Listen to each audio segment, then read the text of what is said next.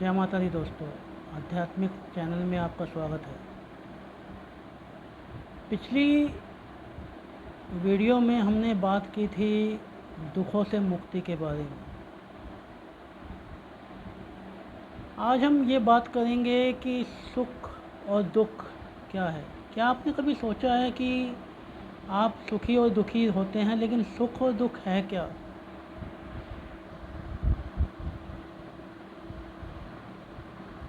कब हमें सुख प्राप्त होता है और कब हमें दुख प्राप्त होता है?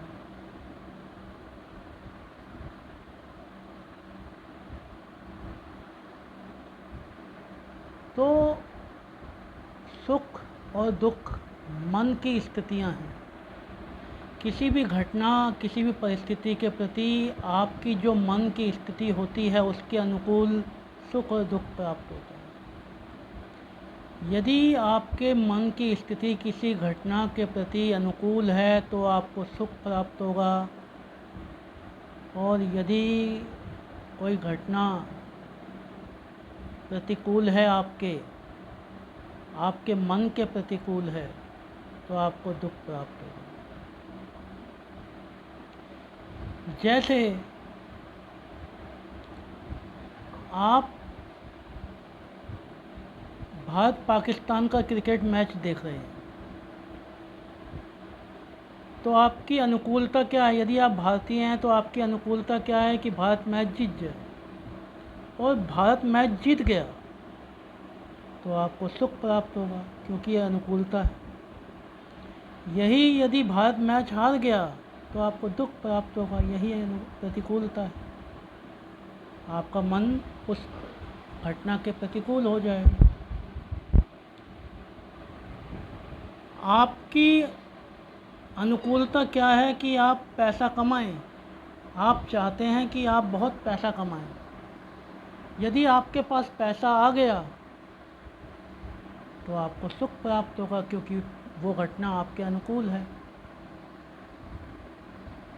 और यदि पैसा नहीं आया तो आपको दुख प्राप्त होगा, क्योंकि वो घटना आपके प्रतिकूल है। तो मैं आपसे कहना इतना सा चाहता हूँ कि सुख और दुख मन की स्थितियाँ होती हैं।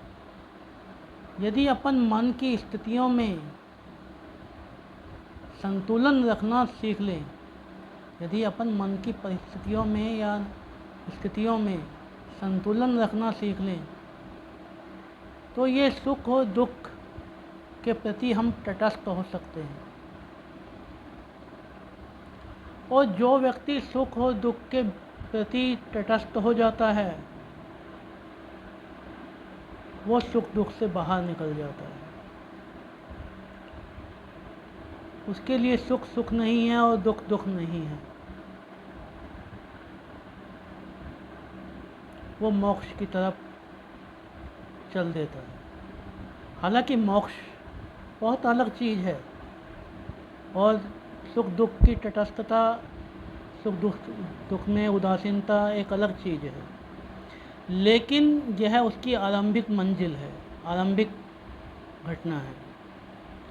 इसलिए सुख और दुख के प्रति तटस्थता अध्यात्म की आरंभिक स्थिति है, जो हम सब में आनी चाहिए यदि हम मोक्ष की तरफ या अध्यात्म की तरफ बढ़ना चाहते हैं। यदि सुख और दुख के प्रति तटस्थता नहीं है, यदि हम सुख में सुखी होते हैं, दुख में दुखी होते हैं, तो ये एक सामान्य मानव की अवस्था है। अगर हमें मोक्ष की तरफ चलना है तो हमें सुख में इतना सुखी नहीं होना है, दुख में इतना दुखी नहीं होना है, सामान्य रहना है, तटस्थ रहना है। यही आरंभिक स्थिति है अध्यात्म की। यहीं से शुरू होता है अध्यात्म। या अगले बार मैं आपको बताऊंगा कि अध्यात्म की परिभाषा क्या है, अध्यात्म क्या होता है, लेकिन आरंभ यहीं से होता है। जय माता।